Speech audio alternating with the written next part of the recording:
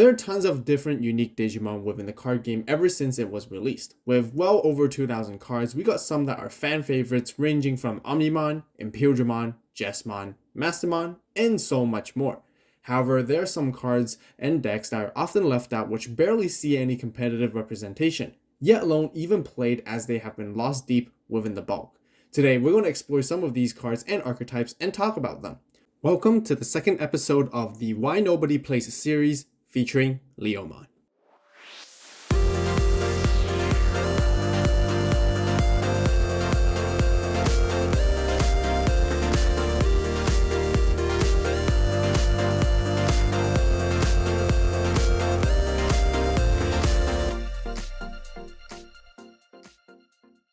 First things first, I just wanted to clarify that the Why Nobody Plays series doesn't necessarily mean that absolutely no one plays the decks or the cards. I'm very sure that some of you guys who are watching right now do have some of these decks made just for in-house casual games. At the end of the day, all of this is just very subjective, as this series is just really trying to highlight why some of these cards or decks are barely seeing play even at local tournament levels. These kinds of videos are not intended to shame on the deck or fans of the Digimon, but rather as an opportunity to critically analyze what didn't work well and what areas of improvements can be made to make it better. Whether these decks are just not performing consistently or certain cards being lost with its goal and identity, I think this would be a really cool segue to get the conversation going. In every episode, I will cover key cards of the deck and the win condition that it's trying to accomplish, but where it also misses the mark. I would also include some of my own opinions on what changes that I would personally make to improve the playability. And for today's episode, we'll be covering the Leomon archetype and deck specifically. But if you guys are Leomon fans and want to see me make a deck profile for it, then be sure to subscribe and turn on that notification bell right now to stay tuned. Also give this video a like while you're at it and let me know in the comments if you'd like to see more Why Nobody Plays episodes on the channel as well.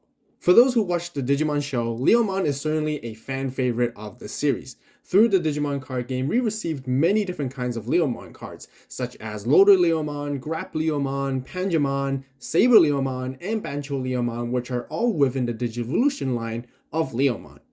The card game even adopted the meme of having on-deletion effects for quite a number of the different Leomon cards, just to reflect of him always dying in the show. But of course, there's a bit more than that. So let's begin by taking a look at some of the main cards within the archetype. The very first Leomon debuted along with the card game from the BT1 New Evolution set. It is a level 4 blue Digimon card with an effect of on deletion, gain 2 memory. And this is exactly where the meme actually derived from and how it all began. I do want to take a moment and to quickly mention that the card game is very good at adapting certain lores and applying them to various elements of the card designs such as artwork and effects too. Perhaps I will make a video for that sometime down the road. Other than just Leomon, we also receive its further Digivolution line in the same set with Loader Leomon being its ultimate level and Saber Leomon being the mega level. In BT4, we also received a green line for Leomon alongside with Grap Leomon and Bancho Leomon. And then in BT9, we got the X antibody forms, including Leomon X antibody, Panjamon X antibody, and Dino Tigermon as well. But that's not all. There is also an abundance of one-off Leomon cards that were released over time within different sets. Another Saber Leomon from BT7, Panjamon from BT11, a yellow Leomon from EX1, and another blue Leomon alongside with the Tamer card Jerry from EX2 Digital Hazard. Overall, most of the current card pool of the archetype reside in the blue and green colors. The general idea is to keep the board afloat by playing Leomons for free constantly through various effects and taking the advantages of both Leomon X Antibody and Panjamon X Antibody whenever they would be deleted. By having the blue Leomons alone, it can exert quite a decent amount of pressure for both offensive and defensive usages, and despite it being just a level 4 Digimon, it's really good. Since you gain memory when it is deleted, it deters your opponents from wanting to remove it via any deletion methods. You can also play Jerrys to help you play even more Leomons for free and potentially build your Digivolution stack with it.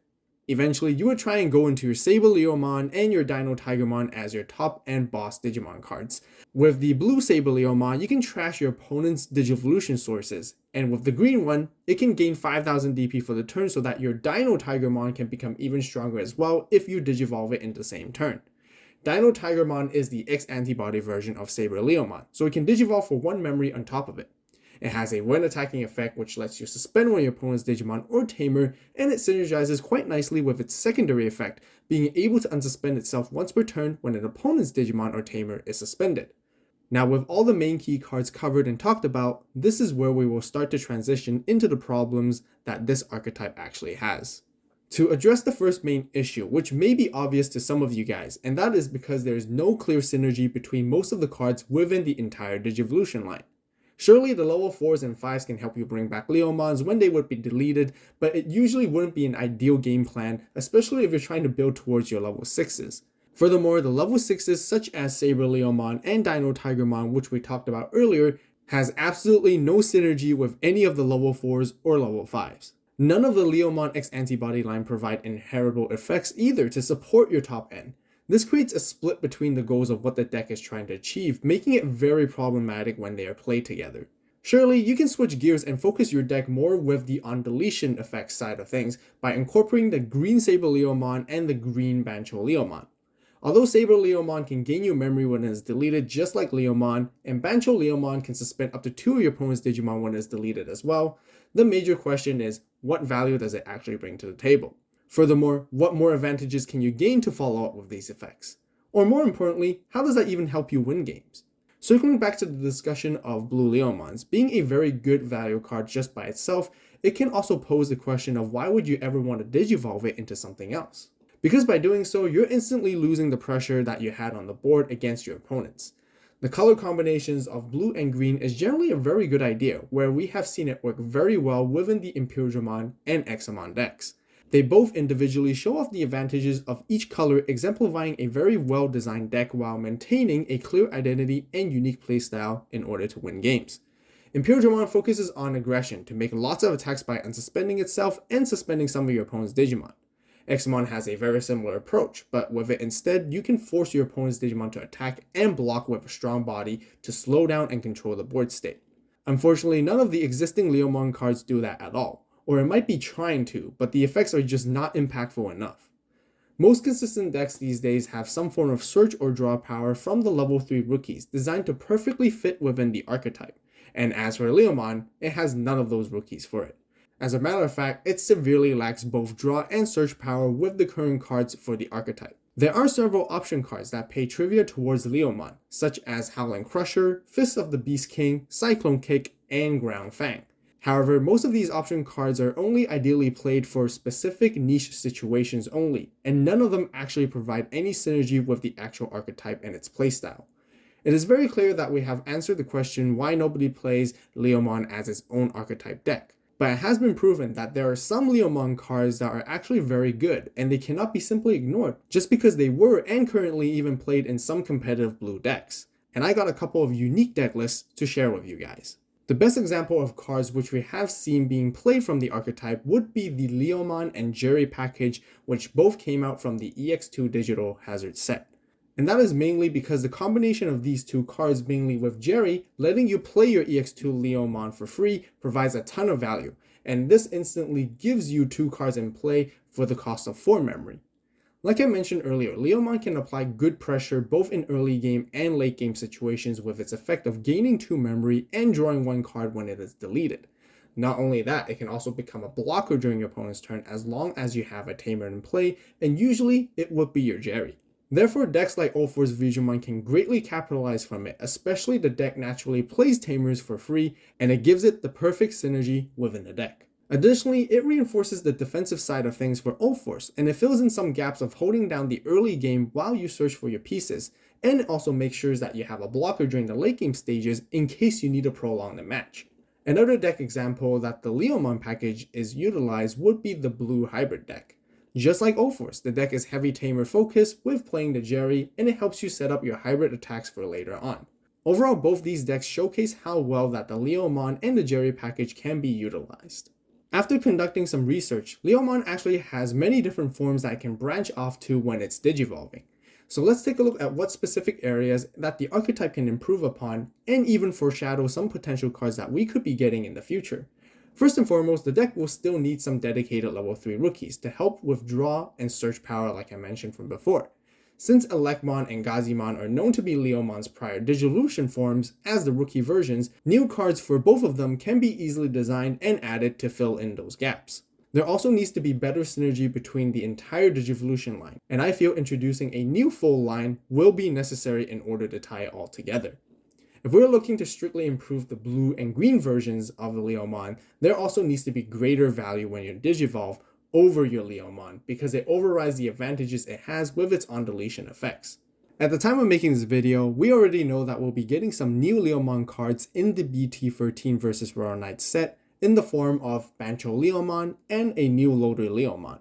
Both these cards are purely in yellow color, and neither of them are blue or green. The effects of these cards focuses more on DP reduction and security manipulation, which is what yellow does best. It also introduces a new keyword, which is barrier, and its effect prevents your Digimon from being deleted by battle by trashing your own security instead. Perhaps yellow is the main go-to color that Leomon should focus on instead, because I can actually see it work with a few other potential opportunities to go along with it. If you guys played during the BT4 format, you might very well remember Chaosmon. Chaosmon is actually a DNA Digivolve form of Bancho Leomon and Darkdramon together. There is also Chaosmon Valor Arm, which is also DNA Digivolved from Bancho Leomon and Varodurumon together. But the only thing is that the BT4 versions of both these Chaosmons were designed to be just generic top and level 7 boss Digimon cards. Therefore, new designs that are dedicated towards the archetype only would be preferred. But wait, there's actually more. We also got the Ultimate Chaosmon, which we have yet to see, and it's a fusion between Bancho Leomon, Darkdramon, Varodorumon, and the addition of Kentaurusmon 2. Since all three different types of Chaosmon require Bancho Leomon as a common Digimon, there could be potential to have it all together as a unique deck. Whether it will be part of an entirely new Digivolution line or a standalone Mega Zoo style type of deck that utilizes the DNA Digivolving mechanic, we can expect to see some newer designs for these cards to come in sometime down the road. I also have another take, and this would be one of my personal favorites as there is also Heavy Leomon, which can be a brand new mega level Digimon for the archetype. Just from my gut feeling, I can see this card being mainly a yellow card and could even have a secondary color of red as well. To summarize, there are plenty of opportunities to make Leomon stronger than it currently is, and it can very likely to become its full own deck rather than being just a small package for others. I'm definitely excited and to be expecting to see some of these Digimon which I covered to be brought into the card game. What do you guys think? That will wrap up for this episode of the Why Nobody Plays series with Leomon. If you guys enjoyed these types of discussion videos and want to see more, then be sure to give this video a like and let me know in the comments. Also, don't forget to subscribe and turn on that notification bell to stay tuned for more Digimon videos on the channel. If you haven't checked out our very first episode, which is incredibly popular at the moment, then be sure to watch it as well as I talk about Eosmon. Links will be left on the top right iCard and in the description box down below. As always, thank you for watching. You guys have a great day, great night, wherever you are. See you next video, and this is Avault, signing out.